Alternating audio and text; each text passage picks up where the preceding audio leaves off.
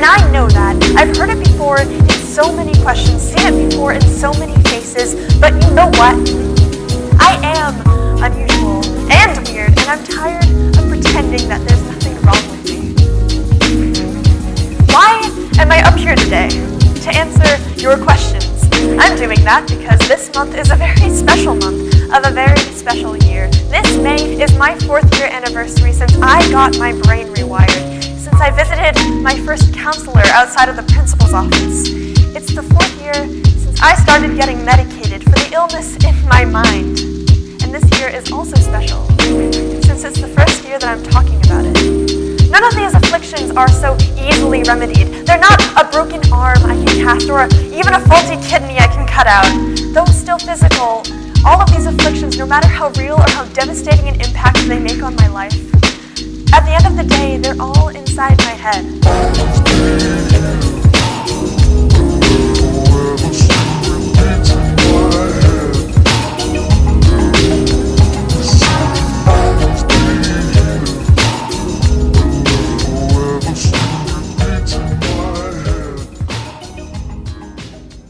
For 500 years, there have been institutions catering to the needs of the mentally ill. This is a lie. For 500 years, we have had places of questionable psychiatric medicine which catered to the needs of those who owned and operated them, with little regard to the well-being of the patient.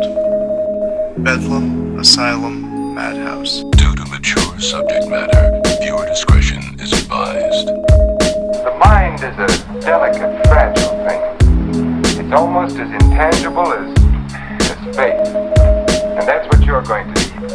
A lot of faith in yourself and in your wife and in me.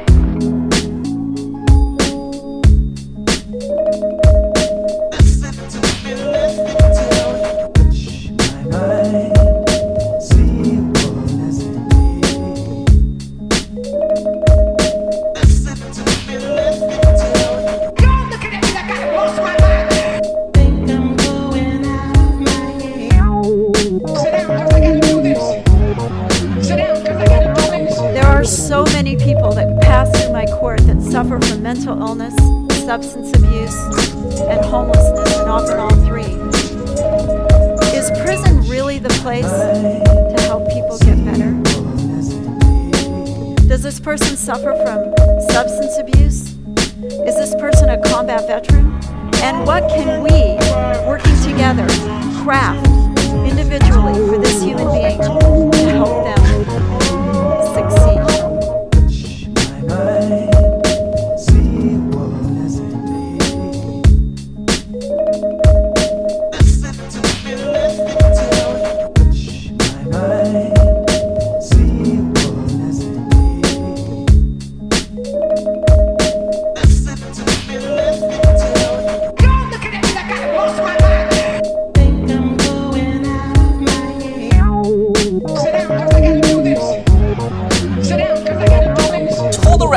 The vast majority of mentally ill people are non-violent, and the vast majority of gun violence is committed by non-mentally ill people. In fact, mentally ill people are far likelier to be the victims of violence rather than the perpetrators. So the fact we tend to only discuss mental health in a mass shooting context is deeply misleading. There's now 10 times more people behind bars than in state-funded psychiatric treatment.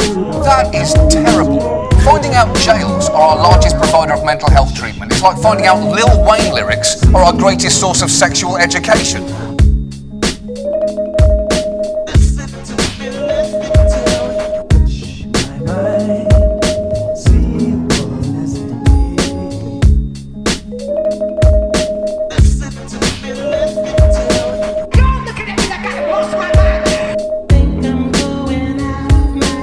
The patient, when confined to the hospital, almost invariably becomes convinced that the doctors and nurses who are treating him are really murderers intent on killing him. This delusion is quite common among mental cases in an institution of this sort.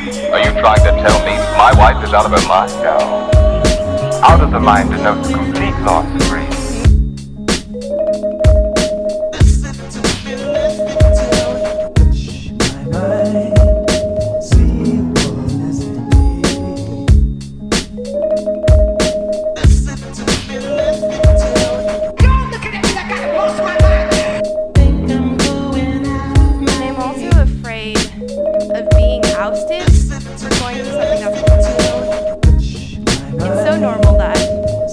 1 in 4 adults actually suffer from some sort of mental illness.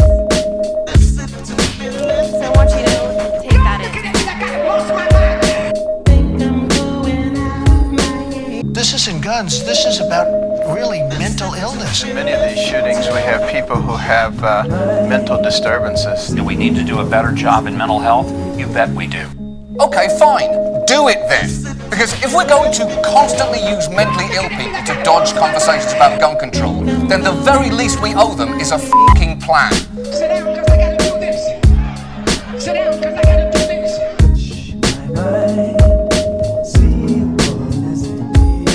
Come on now, let's stop lying. Let's stop lying. Let's stop lying.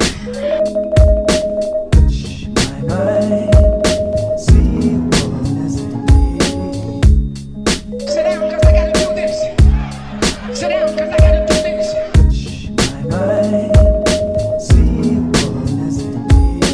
Come on now, let's stop lying. Let's stop lying.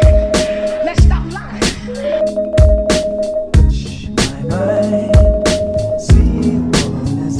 Our whole system needs a massive overhaul, which won't be easy. The public When you hear safety net this for the one, mentally it's ill spans serious. Medicaid, which is different across the country, 8 federal agencies who administer 112 different programs that in some way touch on mental health, and the social service agencies in each